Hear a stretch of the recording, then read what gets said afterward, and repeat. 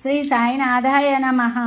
22వ అధ్యాయం ప్రస్తావన. బాలాసాహెబ్ మిరీకర్, బాపుసాహెబ్ బోటి, అమీర్ శక్కర్, తేలుపాము బాబా అభిప్రాయం. ప్రస్తావన. బాబాను ధ్యానించుటెట్లు? భగవంతుని నైజం గాని స్వరూపం గాని అగాధములు, వేదములు గాని 1000 నాలుకలు గల ఆదిశేషుడు గాని వానిని పూర్తిగా వర్ణింపలేరు. భక్తులు భగవంతుని రూపమును చూచి కనుగొని తీరవలను. ఎందుకనగా తమ ఆనందమునకు భగవంతుడు పాదములే ముఖ్య మార్గమని వారికి తెలియను. జీవిత పరమార్థమును పొందుటకు గురుని పాదములనే ధ్యానించవలను, కానీ ఇంకొక మార్గం లేదని వారలకు తెలియను. హేమాడ్ పంతు ఒక సులభమైన మార్గమును ఉపదేశ రూపముగా చెప్పుచున్నాడు. అది ధ్యానమునకు భక్తికి కూడా అనుకూలించును. నెలలో కృష్ణపక్షమున రాను రాను వెన్నెల క్రమముగా క్షీణించును. తుదకు అమావాస్య నాడు చంద్రుడు కానరాడు, వెన్నెల కూడా కానరాదు. శుక్లపక్షం ప్రారంభమవగానే ప్రజలు చంద్రుడి చూచుటకు ఆతురపడెదరు. మొదటి దినము చంద్రుడు కానరాడు, రెండవ నాడది సరిగా కనిపించదు. అప్పుడు ఆ 2 చెట్టు కొమ్మల మధ్య గుండా చూడమనెదరు. ఆతురతతో అనేక ధ్యానముతో ఆ సందు ద్వారా చూచినప్పుడు దూరంగానున్న చంద్రుని ఆకారం ఒక గీత వలె కనిపించును. వారప్పుడు సంతసించెదరు. ఈ సూత్రం అనుసరించి బాబా తేజమును చూచెదము గాక. బాబా కూర్చున్న విధానమును చూడుడు, అది ఎంత సుందరముగానున్నది. వారు కాళ్ళను ఒకదానిపైన ఇంకొకటి వేసి ఉన్నారు. ఎడమ చేతి వ్రేళ్లు కుడిపాదంపై వేసి ఉన్నారు. కుడి కాలి బొటన వ్రేలుపై చూపుడు వ్రేలును మధ్య వ్రేలును ఉన్నవి. ఈ కూర్చున్న విధానమును బట్టి చూడగా బాబా మనకి దిగువ విషయము చెప్పని నిశ్చయించుకున్నట్లున్నది. నా ప్రకాశమును చూడవలనంటే అహంకారమును విడిచి మిక్కిలి ఎనుకువతో చూపుడు వ్రేలుకు మధ్య వ్రేలుకు మధ్యనున్న బొటన వేలుపై దృష్టిని సారించినచో నా ప్రకాశమును చూడగలరు. ఇది భక్తికి సులభమైన మార్గం. ఒక్క క్షణం బాబా జీవితమును గమనించదాం. బాబా నివాసం వలన షిరిడి ఒక యాత్రాస్థలమాయను. అన్ని మూలల నుండి ప్రజలచట గుమిగూడుచుండిరి. బీదవారు గొప్పవారు కూడా అనేక విధముల మేలు పొందుచుండేవారు. బాబా యొక్క అనంత ప్రేమను, ఆశ్చర్యకరమైన సహజమైన వారి జ్ఞానమును, వారి సర్వంతర్యామిత్వమును వర్ణించగల వారెవ్వరు. వీనిలోనేదైనా ఒక దానిని గాని అవన్నీ గాని అనుభవించిన వారు ధన్యులు. ఒక్కొక్కప్పుడు బాబా దీర్ఘమౌనం పాటించేవారు. అది వారి యొక్క బ్రహ్మబోధం. ఇంకొకప్పుడు చైతన్య గనులుగా నుండివారు. ఆనందమునకు అవతారమగు భక్తులచే పరివేష్టితులై ఉండేవారు. ఒక్కొక్కప్పుడు వారు నీతిని బోధించు కథలను చెప్పేవారు. ఇంకొకప్పుడు హాస్యము తమాషా చేయుటలో మునిగేవారు. ఒక్కొక్కప్పుడు సూటిగా మాట్లాడేవారు. ఒక్కొక్కప్పుడు కోపోద్దీపితుడని తోచువారు. ఒక్కొక్కప్పుడు తమ బోధలు క్లుప్తంగా చెప్పుచుండేవారు. ఒక్కొక్కప్పుడు దీర్ఘ వివాదంలోనికి దించేవారు. అనేక సార్లు ఉన్నట్లు మాట్లాడేవారు. ఈ ప్రకారంగా సందర్భానుసారములను బట్టి వారి ప్రబోధం అనేక విధముల అనేక మందికి కలుగుచుండేది. వారి జీవితం అగోచరమైనది. అది మన మేధాశక్తికి భాషకు అందుబాటులో నుండేది కాదు. వారి ముఖార విందమును జూచుటకు ఎందు ఆసక్తి గాని, వారితో సంభాషించుట ఎందు గాని, వారి లీలలు వినుట ఎందు గాని తనివి తీరేడిది కాదు. అయినప్పటికీ సంతోషంతో నుప్పొంగుచుండేది వారు. వర్ష బిందువులను లెక్కించగలము, తోలు సంచిలో గాలిని మోయగలము, కానీ బాబా లీలను లెక్కించలేము. వానిలో నొక్క దానిని గూర్చి చెప్పెదము. భక్తుల ఆపదలను కనుగొని భక్తులను వారి బారి నుండి సకాలమున బాబా ఎట్లు తప్పించుచుండనో ఎచ్చట చెప్పుదము. బాలాసాహెబ్ మిరీకర్ సర్దార్ కాకాసాహెబ్ మిరీకర్ కొడుకకు బాలాసాహెబ్ మిరీకర్ కోపర్గాంకు అమల్తాదారుగా నుండెను. అతడొక నాడు చితలి గ్రామ పర్యటనకు పోచుండెను. మార్గమధ్యమున బాబాను చూచుటకు షిరిడీకి వచ్చెను. మసీదుకు పోయి బాబాకు నమస్కరించెను. బాబా అతని యోగక్షేమములను అడిగి జాగ్రత్తగా నుండవలనని హెచ్చరిక చేయుచుని ఇట్లా అడిగను. నీకు మన ద్వారకామాయి తెలియనా? బాలాసాహెబ్ నాకు ఆ ప్రశ్న బోధపడకపోవడచే ఊరకుండెను. నీవిప్పుడు కూర్చున్నదే ద్వారకామాయి. ఎవరైతే ఆమె ఒడిలో కూర్చున్నదరో వారిని ఆమె కష్టముల నుండి యాత్రతల నుండి తప్పించును. ఈ మసీదు తల్లి చాలా దయార్థ హృదయరాలు. ఆమె నిరాడంబర భక్తులకు తల్లి. వారిని ఆపదల నుండి తప్పించిన ఆమె ఒడిని ఆశ్రయించిన వారి కష్టములన్నీ సమసిపోను. ఎవరు ఆమె నీడ ఆశ్రయించారో వారికి ఆనందం కలుగును అనను. పిమ్మట బాలాసాహెబ్ ఊది ప్రసాదం ఇచ్చి వాని శిరస్సుపై చేయి వేసను.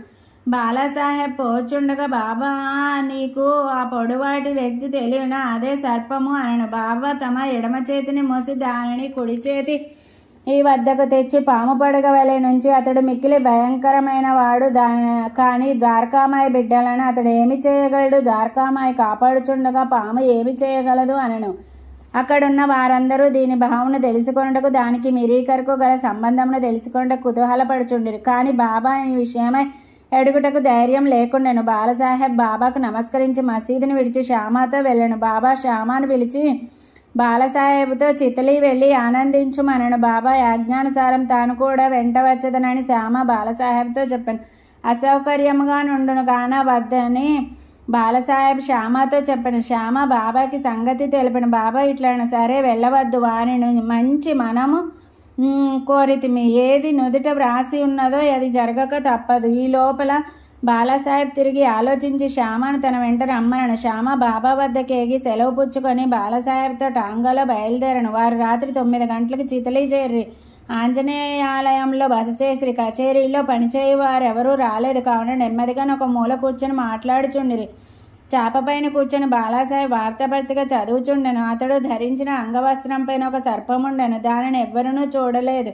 అది బుసకొట్టుచు కదులుచుండెను. ఆ ధ్వని నౌకరు వినెను. అతడు ఒక లాంతరు తెచ్చి సర్పమును చూచి పాము పాము అని అరిచెను. బాలాసాహెబ్ భయపడెను, వణుకుట ప్రారంభించను. శ్యామ కూడా ఆశ్చర్యపడెను. అందరూ మెల్లగా కట్టెలను తీసిరి. బాలాసాహెబ్ నడుము నుండి పాము దిగుటకు ప్రారంభించెను. దానిని కొట్టి చంపివేసిరి. ఈ ప్రకారంగా బాబా ముందుగా హెచ్చరించి బాలాసాహెబ్ను హాని నుండి తప్పించిరి. బాబా యందు బాలాసాహెబ్కు గల ప్రేమ దృఢమయ్యను.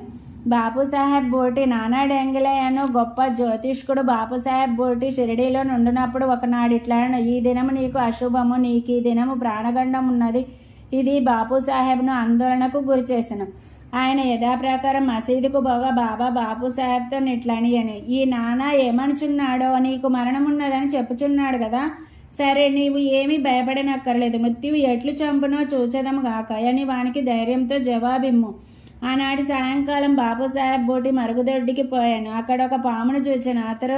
అతని నౌకరు దానిని చూచాను. ఒక రాయిని ఎత్తి కొట్టబోయాను. బాపుసాహెబ్ పెద్ద కర్రను తీసుకొని రమ్మనను.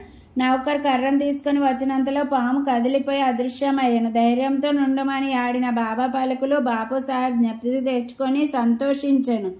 అమీర్ శక్కర్ కోపర్గాం తాలూకాలో కోరాలే గ్రామ నివాసి అమీర్ శక్కరు. అతడు కసాయి కులమునకు చెందినవాడు. అతడు బాంద్రాలో కమిషన్ వ్యాపారిగా పనిచేస్తున్నాడు. అతనికి మంచి పలుకుబడి కలదు. అతడు కీళ్లవాతంతో బాధపడుచుండుటచే భగవంతుని జ్ఞప్తికి తెచ్చుకొని వ్యాపారంను విడిచిపెట్టి షిరిడీ చేరి బాధ నుండి తప్పింపమని బాబాను వేడను. చావడిలో కూర్చొనమని బాబా అతన్ని ఆజ్ఞాపించను. అటువంటి రోగికి ఆ స్థలం సరైనది కాదు. అది ఎల్లప్పుడూ తేమగా నుండును. గ్రామంలో ఇంకేదైనా స్థలం బాగుండేది. కానీ బాబా పలుకులే తగిన ఔషధము, నిర్ణయ సూత్రము.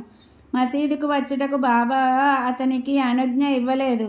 చావడిలోనే కూర్చొనమని ఆజ్ఞాపించను. అది వానికి మిక్కిలి లాభకారి అయ్యాను. ఎందుకనగా బాబా ఉదయం సాయంకాలం చావడి వైపు పోవుచుండెను. అదియునుగాక దినము విడిచి దినం ఉత్సాహంతో పోయి బాబా అచట నిద్రించుచుండెను. అందుచే అమీర్ బాబా యొక్క సాంగత్యమును సులభముగా పొందుచుండెను. పూర్తిగా 9 మాసములు అమీర్ శక్కర్ అక్కడ నుండెను. కొంతకాలం తర్వాత అతనికి ఆ స్థలంపై విసుగు కలిగిన. ఒకనాడి రాత్రి ఎవరికీ చెప్పకుండా కోపర్గాం పారిపోయాను. అచ్చడొక ధర్మశాలలో దిగాను. అక్కడ ఒక పకీరు చచ్చుటకే సిద్ధంగా నుండెను. పకీరు నీళ్లు కావాలనగా అమీర్ పోయి నీరు తెచ్చి ఇచ్చిన. ఆ నీళ్లను త్రాగి పకీరు చనిపోయాను. అమీర్ చిక్కులో పడెను. అతడు పోలీసు వారికి తెలియపరిచినచో మొట్టమొదటి సమాచారం తెచ్చిన వాడొచ్చో తనకు ఆ పకీరు విషయం ఏమైనా తెలిసి ఉండునని పట్టుకొనెదరు. ఆ చావునకు కూడా అతడు కారణభూతుడై ఉండవచ్చునని అనుమానించెదరు. బాబా ఆజ్ఞ లేనిదే షిరిడీ విడిచిపెట్టుట తనదే తప్పని అతడు గ్రహించి పశ్చాత్తాపడెను. షిరిడీ పోవ నిశ్చయించుకొని ఆ రాత్రియే అచట నుండి షిరిడీకి పోయిన. మార్గమధ్యమున బాబా నామమును జపం చేయుచుండెను. సూర్యోదయంనకు ముందు షిరిడీ చేరి ఆతురతతో నుండి తప్పించుకొనను. బాబా ఆజ్ఞానుసారం చావడిలోనే ఉండి రోగ విముక్తుడైన. ఒకనాటి మధ్యరాత్రి బాబా, ఓ అబ్దుల్, నా పరుపు వైపు ఏదో దుష్టప్రాణి వచ్చుచున్నది అని అరిచెను. లాంతరు తీసుకుని అబ్దుల్ వచ్చి బాబా పరుపు చూచెను. కానీ ఏమీ కనిపించలేదు. జాగ్రత్తగా చూడమని బాబా చెప్తూ నేలపై సటకాతో కొట్టుచుండెను. అమీర్ శక్కర్ బాబా లీలను చూచి అచ్చటకు పాము వచ్చనని బాబా అనుమానించి ఉండునని అనుకొనను. బాబా సాంగత్యం వలన బాబా యాడు మాటలో చేయు క్రియల భావమును అమీర్ గ్రహించుచుండెను. అమీరు తన దిండుకు సమీపంలోనేదో కదులుచుండగా గమనించి అబ్దుల్ను లాంతరు తీసుకొని రమ్మనను. అంతలో నచ్చటొక పాము కనబడెను. అది తలను క్రిందకి పైకి ఆడించుచుండెను. వెంటనే దానిని చంపిరి. ఇట్లు బాబా సకాలంన హెచ్చరిక చేసి అమీర్ను కాపాడెను. తేలుపాము తేలు బాబా ఆజ్ఞచ కాకాసాహెబ్ దీక్షిత్ నిత్యము శ్రీ ఏకనాథ మహారాజు రచించిన భాగవతుని భావార్థ రామాయణమును పారాయణ చేయుచున్నాను. ఒకనాడు పురాణ కాలక్షేపం జరుగుచుండగా హేమాడ్ పంత్ కూడా శ్రోత అయ్యను. రామాయణంలో ఆంజనేయుడు తన తల్లి ఆజ్ఞానుసారము శ్రీరాముని మహిమను పరీక్షించు భాగం చదివినప్పుడు వినువారందరూ మైమరిచి ఉండిరి. అందులో హేమాడ్ పంత్ ఒకడు. ఇంతలో ఒక పెద్ద తేలు హేమాడ్ పంత్ భుజంపై పడి వాని ఉత్తరీయంపై కూర్చుండెను. మొదట దానిని ఎవరు గమనించలేదు. ఎవరు పురాణంలో శ్రవణం చేసెదరు వారిని భగవంతుడు రక్షించును. ఇంతలో హేమాడ్ పంత్ తన కుడి భుజంపైనున్న తేలును చూచెను. అది చచ్చిన దాని వలె నిశ్శబ్దంగా కదులుచుండెను. అది కూడా పురాణం వినుచున్నట్లు కనిపించెను. భగవంతుడు కటాక్షమును స్మరించి పురాణ శ్రవణంలోనున్న నితులకు భంగం కలగజేయకుండా ఉత్తరీయం 2 చివరలను పట్టుకుని దానిలో తేలుండునట్లు చేసి బయటకు వచ్చి ఆ తేలును తోటలో పారవేసును. పాము ఇంకొకప్పుడు సాయంకాలం కాకాసాహెబ్ మేడ మీద కొందరు కూర్చొని ఉండిరి. ఒక సర్పం కిటికీలోనున్న చిన్న రంధ్రం ద్వారా దూరి చుట్టుకొని కూర్చొని దీపమును తెచ్చిరి. మొదట అది వెలుతురుకు తడబడెను. అయినప్పటికీ అది నెమ్మదిగా కూర్చొనను. తల మాత్రం కిందకు మీదకు నాడించుచుండెను. అనేక మంది బడితెలు కర్రలు తీసుకొని వేగంగా వచ్చిరి. అది ఎటు కాని స్థలంలో నుండుటచే దానిని చంపలేకుండిరి. మనుష్యుల శబ్దమును విని ఆ సర్పము వచ్చిన రంధ్రములోనికి గబగబా దూరని అందరూ ఆపద నుండి తప్పించుకొనిరి. బాబా అభిప్రాయము. ముక్తారామి అను ఒక భక్తుడు పాము తప్పించుకొని పోవుటచే మంచిగా జరిగినదని హేమాడ్ పంతు అందులో ఒప్పుకొనలేదు. అది సరి అయిన ఆలోచన కాదనను. పాములను చంపుటయే మంచిదనను. ఇద్దరికీ గొప్ప వాదన జరిగిన. ముక్తారాం సర్పములు మొదలగు క్రూర జంతువులను చంపన అవసరం లేదనను. హేమాడ్ పంతు వాణిని తప్పక చంపవలనని రాత్రి సమీపించను. చర్చ సమాప్తి కాకుండాను. ఈ మరుసటి దినం ఆ ప్రశ్నకు బాబాను అడిగిరి. బాబా ఇట్లు జవాబిచ్చును. భగవంతుడు సకల జీవులందు నివసించుచున్నాడు. అవి సర్పంలు గాని తేళ్లు గాని కానిండు. ఈ ప్రపంచమును నడిపించు సూత్రధారి భగవంతుడు. సకల జంతుకోటి పాములు తేళ్లతో సహా సకల ప్రాణుల భగవదాజ్ఞను శిరసా వహించును. వారి ఆజ్ఞ అయిన గాని ఎవరిని ఏమీ చేయలేరు. ప్రపంచమంతయు వానిపైన ఆధారపడి ఉన్నది. ఎవరునూ స్వతంత్రులు కారు. కాబట్టి మనం కనికరించి అన్ని జీవులను ప్రేమించవలను. అనవసరమైన కలహములందు చంపుటయందు పాల్గొనక ఓపికతో ఉండవలను. అందరినీ రక్షించువాడు దైవమే. 22వ అధ్యాయం సంపూర్ణం. సద్గురు శ్రీ సాయినాథార్పణమస్తు. శుభం భవత్తు. Thanks for watching Devotional Updates channel. Please like, share and subscribe to this channel for more updates. Thank you.